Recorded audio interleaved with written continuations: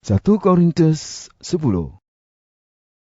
Saudara-saudaraku, ingatlah akan peristiwa yang berlaku kepada nenek moyang kita yang mengikut Musa. Mereka semua dilindungi oleh tiang awan dan mereka menyeberangi Laut Merah dengan selamat. Untuk menjadi pengikut Musa, mereka dibaptis di dalam awan dan di dalam laut itu. Mereka semua makan makanan rohani yang sama dan minum minuman rohani yang sama. Mereka semua minum dari batu rohani yang menyertai mereka. Batu itu Kristus sendiri. Meskipun demikian, Allah tidak berkenan kepada kebanyakan daripada mereka. Itulah sebabnya mayat mereka berselerakkan di padang gurun. Semua perkara itu menjadi contoh bagi kita untuk mengingatkan kita supaya tidak menginginkan perkara yang jahat seperti yang dilakukan oleh mereka dahulu.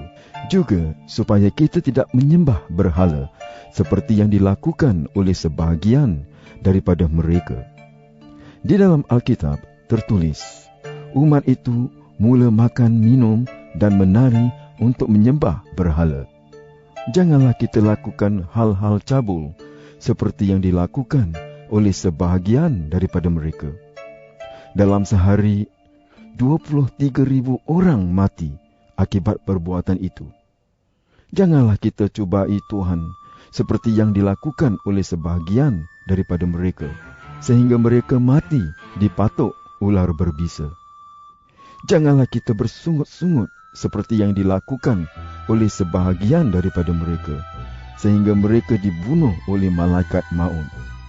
Semua perkara itu berlaku kepada mereka untuk menjadi contoh bagi orang lain. Semua itu ditulis untuk menjadi amaran bagi kita, kerana kita sekarang hidup pada akhir zaman. Sesiapa yang menyangka dirinya berdiri teguh, hendaklah berwaspada supaya tidak jatuh. Tiap-tiap cubaan yang kamu alami itu, cubaan yang biasa dialami orang. Tetapi Allah setia kepada janjinya. Dia tidak akan membiarkan kamu dicubai lebih daripada yang dapat kamu tanggung. Pada waktu kamu ditimpa cubaan, Dia akan memberikan jalan keluar supaya kamu mendapat kekuatan untuk menanggunginya.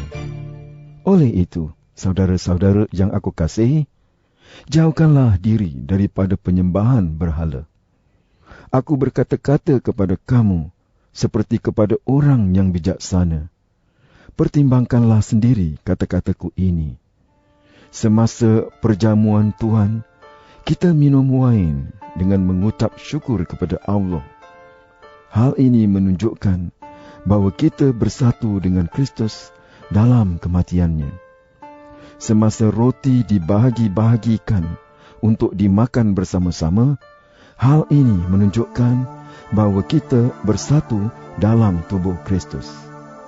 Kita yang banyak ini satu tubuh, kerana hanya ada satu roti dan kita semua makan daripada roti yang satu itu juga. Perhatikanlah orang Yahudi. Mereka yang makan makanan yang dipersembahkan di atas mazbah, sama-sama beribadat kepada Allah. Adakah aku memaksudkan bahawa berhala ataupun makanan yang dipersembahkan kepada berhala itu tidak mempunyai erti sama sekali? Tidak.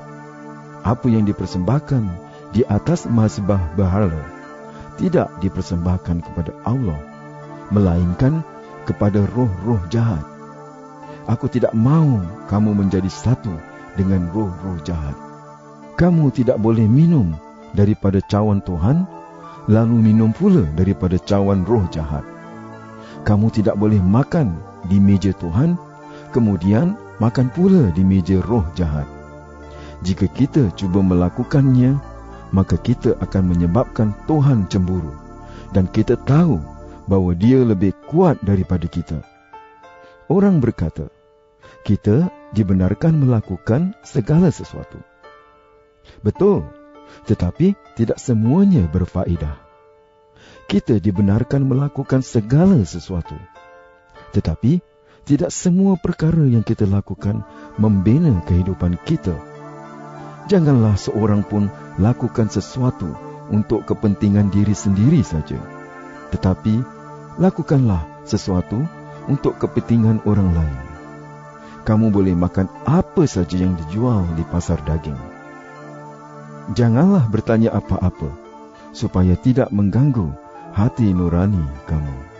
Hal itu demikian, kerana di dalam Alkitab tertulis, bumi ini dan segala isinya milik Tuhan. Jika kamu dijemput makan oleh seorang yang bukan Kristian, dan kamu menerima jemputan itu, maka makanlah makanan yang dihidangkan. Janganlah bertanya apa-apa, supaya tidak mengganggu hati nurani kamu. Tetapi, jika seseorang berkata kepada kamu, makanan ini sudah dipersembahkan kepada berhala, janganlah makan makanan itu, demi kebaikan orang itu dan demi hati nurani. Maksudku bukan hati nurani kamu, tetapi hati nurani orang itu. Mungkin orang bertanya, mengapa kebebasanku harus dibatasi oleh hati nurani orang lain?